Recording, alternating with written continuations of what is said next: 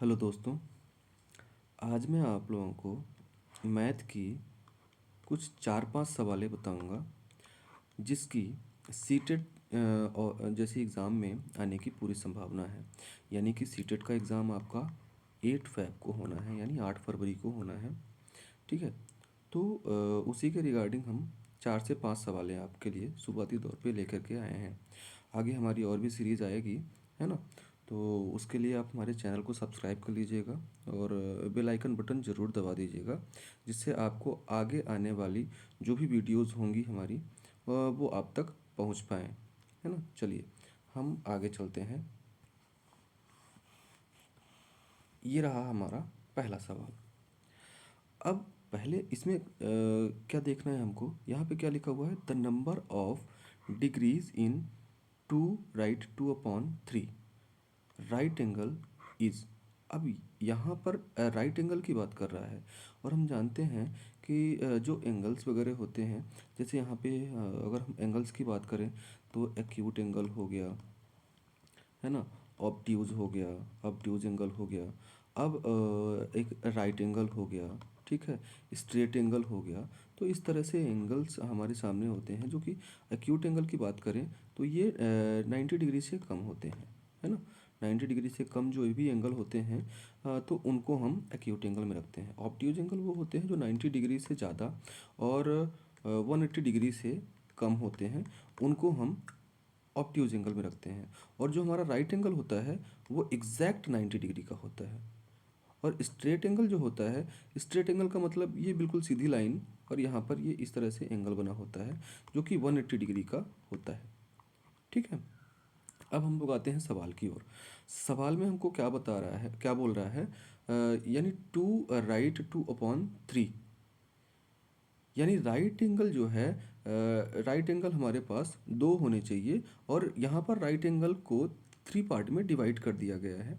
तो 3 पार्ट में अगर हम डिवाइड कर देते हैं 90 डिग्री को 3 पार्ट में डिवाइड करेंगे तो हमारे पास 1 पार्ट इज इक्वल कितना आता है, 30 डिग्री, है ना। तो हम इसको जो है फर्स्ट मेथड से अगर लगाने की कोशिश करें तो क्या हो जाएगा, 2 × 90 डिग्री प्लस, अब यहाँ पर मैंने देखा, आपको भी पता है कि अगर हम 90 डिग्री को 3 पार्ट में डिवाइड कर देते हैं तो 1 पार्ट इज इक्वल 30 डिग्री होता है। अब ऊपर हमारे पास क्या लिखा हुआ है, 2 लिखा हुआ है, यानी कि 2 का मल्टीप्लाई अगर हम 3 से करते हैं तो क्या हो जाएगा, यहाँ पे हमको प्राप्त होगा 60 डिग्री, है ना।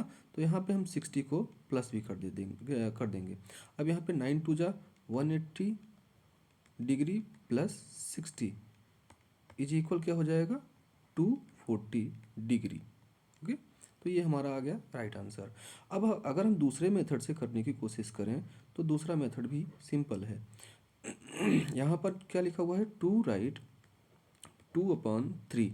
अगर हम इसको सिंपलेस्ट फॉर्म में करें तो इसका इसमें मल्टीप्लाई कर देते हैं, यानी ये जो है 3 का मल्टीप्लाई 2 में कर देंगे तो हमारा कितना आ जाएगा, 3 2 जा 6, और 6 को हम क्या करेंगे, प्लस कर देंगे 2 के साथ में, तो यहाँ पे आ जाएगा 8/3। अब चूंकि हमारे पास 90 डिग्री है ना, राइट एंगल हमारा कितना है, 90 डिग्री, तो यहाँ पे हो जाएगा 8/3 मल्टीप्लाई 90 डिग्री, है ना। इसके साथ में हम मल्टीप्लाई कर देंगे। अब 3 से हम क्या करेंगे, 90 को डिवाइड कर देंगे तो यहाँ पे क्या आ जाएगा, 30 डिग्री, और 30 डिग्री को 8 से मल्टीप्लाई करेंगे तो 240 डिग्री। ये रहा हमारा राइट आंसर, यानी कि हमारा आंसर क्या आ रहा है, 240 डिग्री। अपने सही आंसर को प्राप्त कर सकते हैं, है ना। मैंने दो मेथड की बात की, मेथड नंबर फर्स्ट और मेथड नंबर सेकंड। चलिए अब हम आगे चलते हैं।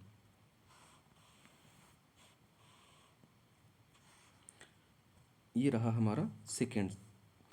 अब यहाँ पर क्या बोल रहा है, what should be subtracted from the sum of 9909 9099 and 9009 to obtain 25,454। यानी कि हमको क्या करना है, ये नंबर, ये नंबर और ये नंबर, इन तीनों को क्या करना है, पहले प्लस कर लेंगे। ओके, तो यहाँ पे क्या हो जाएगा, ये 9 9 0 9 9 0 9 9 और 9 0 0 9, इन तीनों को पहले पहले हम प्लस कर लेते हैं। तो 9 3 जा 27 होता है, तो यहाँ पे क्या हो जाएगा हमारा 7, और ये हमारे पास कैरी आ गया 2। यहाँ पे 9 में 2 प्लस कर देंगे तो हमारे पास क्या हो जाएगा 1, है ना। 9 में 1 प्लस कर देंगे तो हमारे पास क्या हो जाएगा 10, जो कि यहाँ पे हमको 0 लिखना पड़ेगा। और 9 3 जा 27 होता है, 27 में 1 प्लस कर देंगे तो 28 आ जाएगा, यानी कि हमारे पास नंबर आ गया 28,017। अब 28,017 को हमको क्या करना है, यहाँ पर 25,454 में माइनस कर देंगे। ओके, तो यहाँ पे क्या हो जाएगा 28,017 माइनस 25,454। ओके, अब यहाँ पे माइनस करेंगे तो हमारे पास क्या निकल के आएगा, यहाँ पे 7 में 4 माइनस करेंगे 3 आएगा, यहाँ पे 6 आ गया, यहाँ पे 5 आएगा, और यहाँ पे बचेगा हमारा 2, और ये हमारा क्या हो गया डिवाइड 0 आ गया। हमारे पास आंसर क्या आ रहा है 2563। तो ये रहा हमारा सेकेंड नंबर आंसर। ओके, तो इस तरीके से हम इस सवाल को भी, ये मतलब बेसिक है, ये काफ़ी बेसिक है, इसमें आपको सिर्फ समझना होगा कि हम किस तरीके से सवाल को लगाएं, है ना। इसमें अगर ये प्राप्त करने की बात कर रहा है ऐसे, है ना, तो हम तीनों को क्या करेंगे, पहले इनको इनको और इनको प्लस कर लेंगे और इसके साथ में माइनस कर देंगे, तो हमको मालूम हो जाएगा कि कौन सा नंबर ऐसा है ना, जिसको माइनस करने पर हमको ये चीज़ प्राप्त हो सकती है। ठीक है, नेक्स्ट क्वेश्चन में चलते हैं। ये रहा हमारा थर्ड नंबर क्वेश्चन। यहाँ पर लिखा हुआ है 1 millimetre is the same as, यानी कि मिलीमीटर की बात कर रहा है।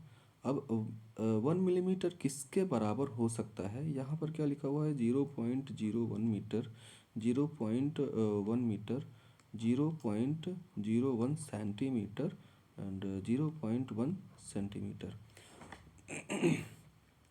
तो हम लोग थोड़ी सी देख लेते हैं कि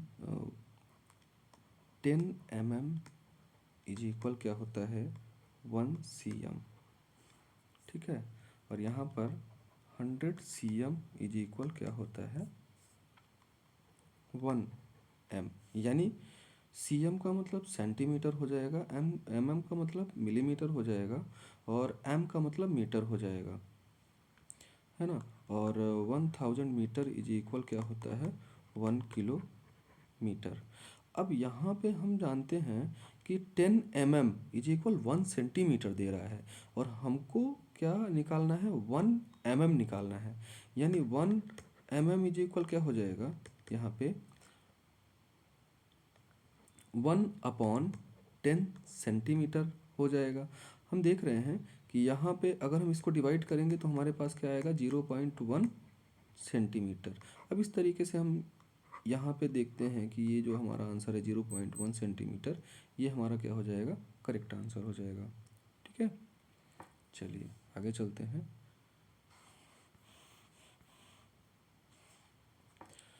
फोर्थ नंबर सवाल में क्या बोल रहा है, see the number patterns given below, यानी कि नंबर पैटर्न्स को हमको देखना है।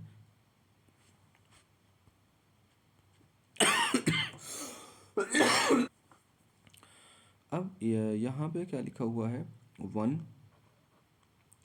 इसके बाद 8, 27, 64, 125। तो ये आपको देखने से ही मालूम चल रहा है या समझ में आ रहा है कि ये क्या है, क्यूब चल रहा है यहाँ पे, है ना। 1 का अगर हम क्यूब करते हैं तो कितना हो जाएगा 1, 2 का क्यूब करेंगे तो 2 मल्टीप्लाई 2 मल्टीप्लाई 2, यानी 2 2 जा 4, 4 2 जा 8, यहाँ पे 8 हो गया। 27 आ रहा है तो यहाँ पे 3 मल्टीप्लाई 3 यानी 3 3 जा 9, 9 3 जा 27 आ गया, यानी कि 3 का क्यूब आ गया। अब आगे आ रहा है 4, यानी 4 मल्टीप्लाई 4 मल्टीप्लाई 4, 4 4 जा 16 और 16 4 जा 64। तो यहाँ पे क्या हो जाएगा हमारा 4 का क्यूब, यानी कि 64। अब आगे 5 का, यानी कि 5 का क्यूब निकालेंगे तो यहाँ पे क्या आ रहा है 125। ओके, अब इसके आगे जो है हम 6 का क्यूब निकालेंगे, यानी कि 6 मल्टीप्लाई 6 मल्टीप्लाई 6, 6 6 जा 36, और 36 में 6 का मल्टीप्लाई करेंगे तो आएगा 216। ओके, तो यहाँ पे नेक्स्ट जो सीरीज़ हमारी हो जाएगी 216। अब हम देख रहे हैं कि यहाँ पे दो नंबर ऐसे हैं जिनमें 216 लिखा हुआ है ना। इसका मतलब ये है कि हमारे पास 1 और ये थर्ड नंबर कट गया। अब हमारे पास सिर्फ दो नंबर बच रहे हैं, है ना। तो आगे हम देखते हैं 7 का क्यूब। तो जब 7 का क्यूब करते हैं तो हमारे पास 7 का क्यूब क्या होता है 343, यानी 343। तो हमारा सेकंड नंबर आंसर ये मिल गया, है ना। यानी कि इसमें जो 289 दिया हुआ है ये क्यूब में नहीं आ रहा है, इसलिए हमारे पास जवाब क्या हो जाएगा 216। ओके, अब हम लोग चलते हैं नेक्स्ट और हमारा लास्ट, है ना। ये हमारा 5th नंबर क्वेश्चन है, जो कि सबसे लास्ट नंबर है। यहाँ पर लिखा हुआ है the sum of all angles of a triangle is. अब हम लोग देखते हैं ये ट्राइंगल जो होता है ना, सम ऑफ ऑल एंगल्स। अब यहाँ पर एक चीज़ थोड़ा सा मिस्टेक है ना क्वेश्चन में। यहाँ पर अगर इंटरनल एंगल्स की बात करें, है ना, इंटरनल एंगल्स जो होते हैं वो 180 डिग्री होते हैं। जो भी अंदर के सारे एंगल्स होते हैं इनका जब सम करते हैं हम तो 180 डिग्री होता है ना। Internal angles of a triangle is, तो ये हो गया हमारा 180। अब इसको निकालने की एक ट्रिक होती है, या तो फिर हम उसको जो है तो फार्मूला भी बोल सकते हैं। वो फार्मूला क्या है, n-2 मल्टीप्लाई 180 डिग्री। ओके, अब जैसे हम सॉल्व करते हैं n इज इक्वल क्या है यहाँ पे, जो हमारा n है वो टोटल साइड कितनी है 1 2 3, यानी हमारे पास 3 साइड्स हैं। ओके, तो यहाँ पे रखेंगे हम 3 माइनस 2 मल्टीप्लाई 180 डिग्री। ओके, तो 3 में 2 को माइनस करेंगे तो हमारे पास बचेगा 1, और 1 मल्टीप्लाई 180 डिग्री इज इक्वल क्या होता है 180 डिग्री। तो हमारा आंसर क्या आ जाएगा 180 डिग्री। सपोज अगर यहाँ पे रेक्टेंगल होता, है ना, रेक्टेंगल होता, हम जानते हैं कि रेक्टेंगल में कितनी साइड्स होती हैं 4 साइड्स होती हैं, है ना। यहाँ पे ये 4 साइड्स होती हैं, तो हमको यहाँ पे 4 रखना पड़ता, यानी कि हम फॉर्मूला पर n इज इक्वल क्या ले लेते 4। तो यहाँ 4 माइनस 2 मल्टीप्लाई 180 डिग्री, है ना। अब यहाँ 2 multiply 180 degree is equal 360 degree. तो ये हमारा आंसर हो जाता है। यानी अगर रेक्टेंगल की बात करता है यहाँ पे, है ना, तो यहाँ पे 360 डिग्री। ऐसे ही पेंटागन की बात भी कर लेगा, है ना, हेक्सागन की बात कर लेगा। तो यहाँ पे हमको सिर्फ n इज इक्वल क्या रखना पड़ेगा 4। रेक्टेंगल की बात करेगा तो 4 रखना पड़ेगा। अगर पेंटागन की बात करता है तो यहाँ पे हमको 5 रखना पड़ेगा।